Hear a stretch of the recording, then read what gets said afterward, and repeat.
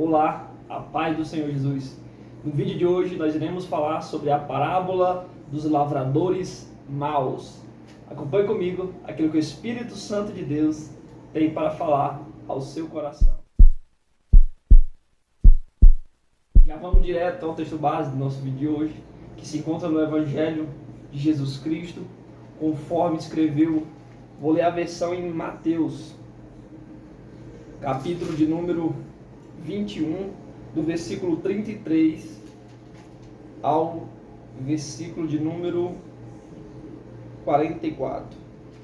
Nós vemos que essa parábola que nós vamos ler aqui, ela é a última parábola que ela está presente tanto no livro de Mateus, Marcos e Lucas, ou seja, nos livros sinóticos.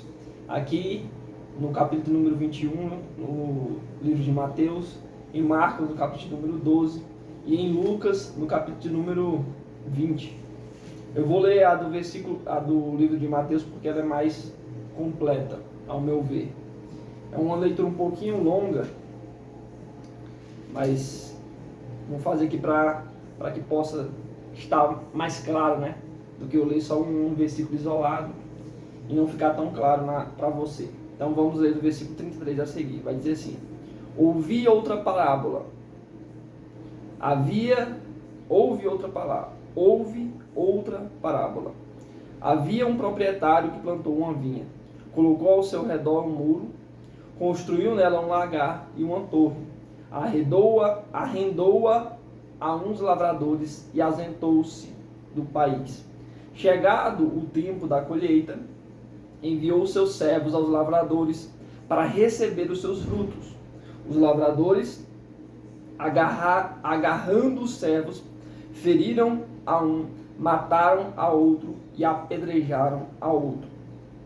Então enviou outros servos, em maior número do que os primeiros, e eles lhes fizeram o mesmo.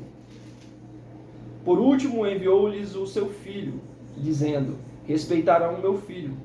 Os lavradores, porém, vendo o filho, disseram entre si: este é o herdeiro, vinde, vamos matá-lo e nos apoderar da sua herança.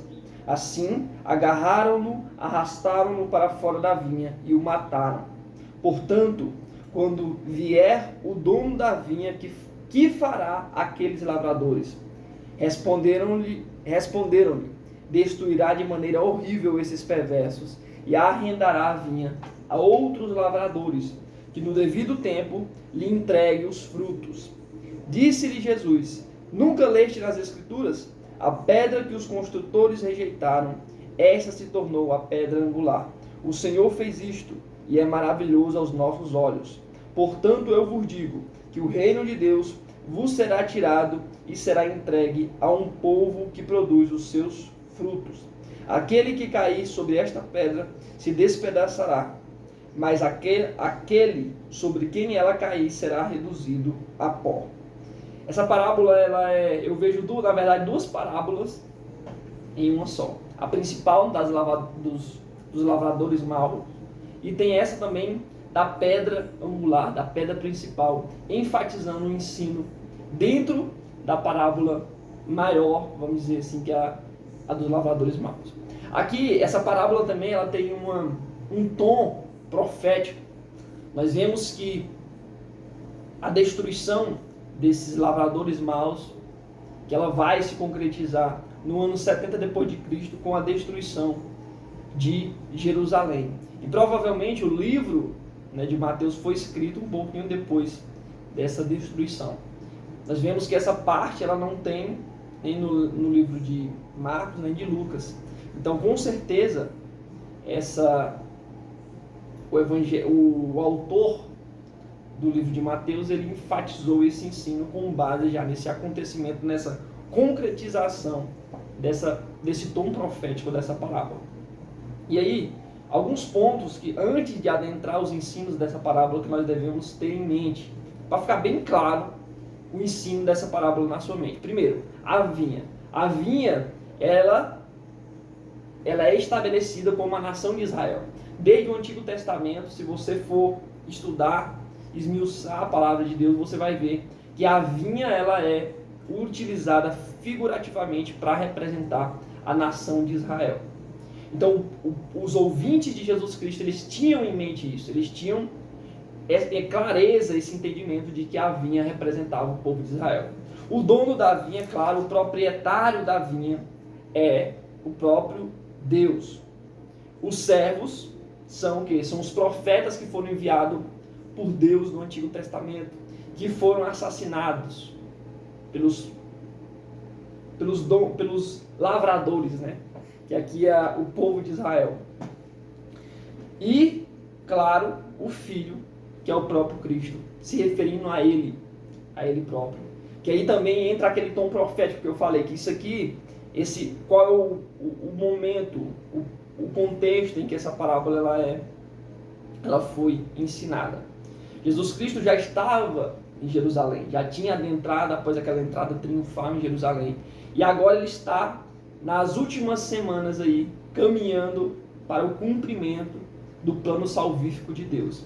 Então, esse tom de profético em dizer que Deus, né, enviou, o dono da vinha enviou o seu filho e aqueles lavradores maus os mataram, e esses lavradores maus, como você já deve ter percebido, se refere ali aos principais sacerdotes, aqueles que ficaram incumbidos de ensinar a palavra, de ensinar a lei de Deus ao povo, à nação de Israel.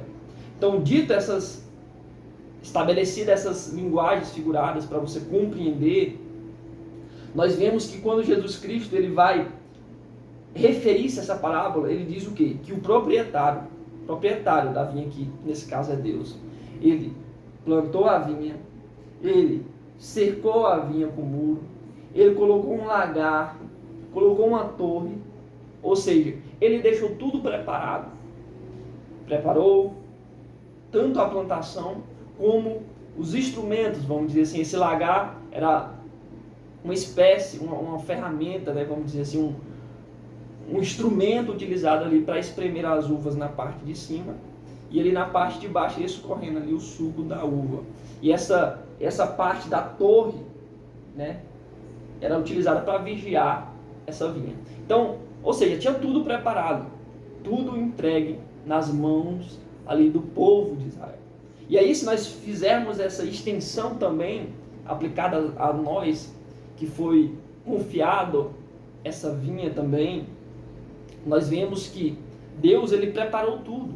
Ele já deixou tudo preparado para nós apenas fazermos o quê? Gerarmos frutos. E aí que entra a grande questão. Como também foi falado nas parábolas anteriores, sobre o gerar resultados, que também iremos falar logo mais sobre a parábola da videira verdadeira. Então, nesse que eu falei anterior, sobre gerar resultados, sobre as minas que foram entregues nas mãos daqueles trabalhadores, assim como nós iremos falar na parábola da videira verdadeira, nós precisamos compreender que é necessário gerar o fruto, gerar resultados para o reino de Deus. Porque Deus nos confiou algo pronto, apenas para nós aplicarmos e gerar resultado para o seu reino. Assim como foi nessa parábola dos lavradores maus, que Deus, o proprietário da vinha, entregou tudo pronto, a plantação pronta, os muros, a vinha cercada, protegida, que em alguns casos era cercada por muros como se fosse um muro de vegetação, de espinhos, para proteger a vinha tanto dos ladrões como também dos animais selvagens. Então, nós vemos que o proprietário deixou tudo pronto, assim como ele deixou tudo pronto para a nação de Israel, assim como ele deixou tudo pronto para nós. E aí, algo que eu quero compartilhar para vocês e enfatizar, né, no versículo 34. Chegando o tempo da colheita, enviou os seus servos aos lavradores para receber os seus frutos. Versículo 35. Os lavradores agarraram os servos, feriram a um, mataram a outro e apredejaram a outro. Lembrando do Antigo Testamento, nós vemos que Deus enviou o quê? Enviou profetas para anunciar a vontade de Deus, que que na verdade deveria ser feita pelo povo de Israel. Mas eles mataram, por exemplo, Isaías, cerrado pelo meio, matou o profeta Zacarias. Então, no altar, nós vemos que desde o Antigo Testamento até os próprios discípulos de Cristo, como esses servos enviados por Deus, e um foi decapitado, outros crucificados de cabeça para baixo, como Pedro, Tiago, degolado ao fio da espada. Então nós vemos tudo isso aqui, Jesus Cristo, tanto se referindo ao Antigo Testamento como um tom profético do que viria a acontecer. E tem acontecido nos nossos dias. Não é a nossa realidade no nosso Brasil. Mas existem países em que é proibido pregar, anunciar o Evangelho. E que muitos enfrentam essas adversidades para levar a palavra de Deus. E muitas vezes são martirizados. E aqui, quando nós vemos esses lavradores maus, e aqui eu quero compartilhar aquilo que o Espírito Santo de Deus falou no meu coração, que muitos, ao invés de fazer a vontade do dono da vinha, fazer a vontade de Deus, estão querendo fazer a sua própria vontade. É uma realidade dos nossos dias, porque Deus nos confiou a sua vinha, Deus nos confiou tudo aquilo que precisávamos para gerar o fruto para o seu reino. Tudo pronto. Mas muitos não querem fazer a vontade do Pai. Muitos não querem fazer a vontade do dono da vinha. Muitos não querem fazer a vontade de Deus. Mas, por ser amante de si mesmo, tem buscado fazer a sua própria vontade. Aqui nós vemos que, ao invés de entregar o fruto devido para os servos daquele dono da propriedade, eles preferiram matá-lo. Ao invés de entregar aquilo que era devido ao dono da propriedade, eles preferiram fazer a sua própria vontade. Ou seja, fazer com aquilo que Deus confiou em suas mãos, não a vontade de Deus, mas a sua própria vontade. Nós temos visto isso nos dias atuais. Aquilo que Deus confiou em muitas vidas, na mão de muitas pessoas, muitos, ao invés de fazer a vontade de Deus, têm buscado fazer aquilo que atrai pessoas para alimentar o seu próprio ego, para receber a glória para si, e não para o dono da vinha, para aquele que o confiou os seus dons e talentos nas nossas mãos. E isso é uma realidade dos nossos dias atuais. Claro que eu quero enfatizar, a parábola ela é muito cheia de riquezas de detalhes, que não dá para eu explorar os pormenores. Mas algo que eu queria que saísse gravado no seu coração e no meu coração é que muitos têm buscado fazer a sua própria vontade, ao invés de fazer a vontade do dono da vinha, ou seja, a vontade de Deus, a vontade do Pai.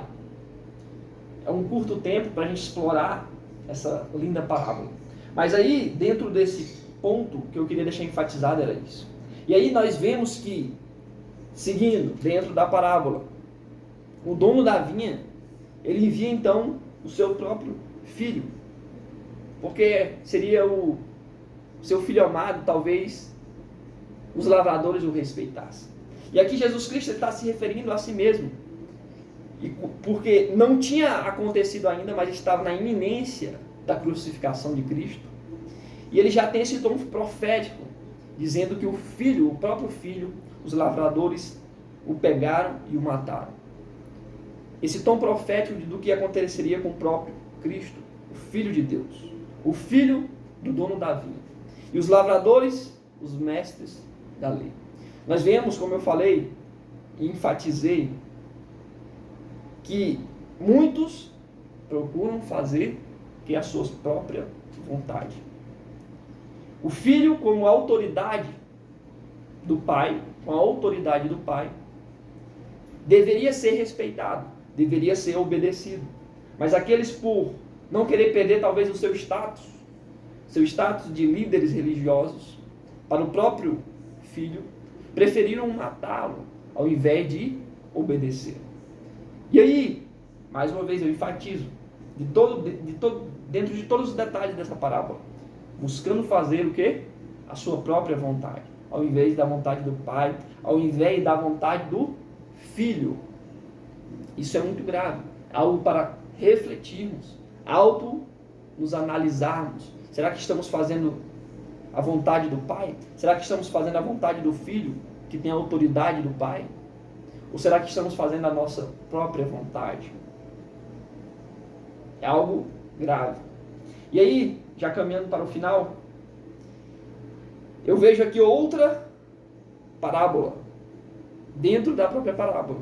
Quando Jesus Cristo fala essa relação entre a pedra que os construtores rejeitaram, essa se tornou a pedra angular, que está lá no Salmo 118, versículo de número 22. Essa pedra angular, na época de Jesus, a construção, ela era basilada em cima de uma pedra principal, uma pedra selecionada, cortada de maneira, vamos dizer, perfeita. Então, ela era escolhida dentre aquelas pedras para formar a base de onde iria nascer a construção. Só que essa pedra, por algum motivo, vamos entrar dentro da história, talvez os construtores ali rejeitaram e começaram então a construir a edificação com outras pedras, desconsiderando essa pedra principal. Mas aí eles se deram conta de que sem essa pedra fundamental, essa pedra escolhida, essa pedra de sina, não seria possível concluir a construção, porque a casa seria o quê? Instável. Ela se tornaria instável. Então eles vão desmanchar essa construção e pegar novamente essa pedra principal e reedificar. Então é isso que Cristo está nos trazendo. Sem a pedra principal, que é Jesus Cristo, não tem como construir a nossa casa espiritual. Sem essa pedra fundamental, sem essa pedra de sina, não tem como edificar. Se você começou a edificar a sua casa sem essa pedra principal, vai ter que desmanchá-la, começar tudo novamente com essa pedra principal, que é a base fundamental da nossa vida espiritual. E aí, qual é o ensino que Jesus Cristo, que o autor enfatiza trazendo essa parábola aqui? Mais uma vez, rejeitaram os servos, mataram o próprio filho. Para o quê? Tomar conta da vinha. Mas aí o que Jesus Cristo está trazendo o ensino dentro dessa parábola? Se não tiver ali o proprietário que plantou, que secou, ou o filho que tem a autoridade do pai para estar gerenciando, vamos dizer assim, a vinha, não vale de nada. Talvez a valorização daquele bem, porque muitas vezes é assim, quando nós não pagamos o preço por algo, para obter algo, nós não damos o devido valor. E talvez aquela vinha possa se tornar inútil.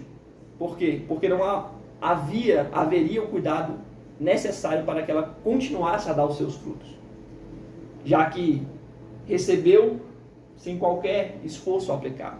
E quando nós compreendemos, edificamos a nossa casa espiritual em Cristo, compreendemos que Ele é o dono, que é por Ele, foi por meio dele que nós alcançamos e valorizamos o sacrifício feito, nós passamos a edificar essa casa então espiritual, a valorizar a vinha, a valorizar o que foi nos confiado em nossas mãos e gerar o devido resultado, pagar o devido fruto que foi confiado em nossas mãos, a vinha que foi confiada em nossas mãos. Então, dentro de todo esse contexto que eu queria enfatizar, que você saísse no seu coração, assim como está no meu, muitos têm buscado fazer a sua própria vontade, ao invés de fazer a vontade do dono da vinha, a vontade de Deus. Guarde isso no seu coração e reflita sobre isso. Será que estamos fazendo a vontade do Pai ou estamos fazendo a nossa própria vontade? Que a graça e o amor de nosso Senhor e Salvador Jesus Cristo seja na minha e na sua vida. Amém.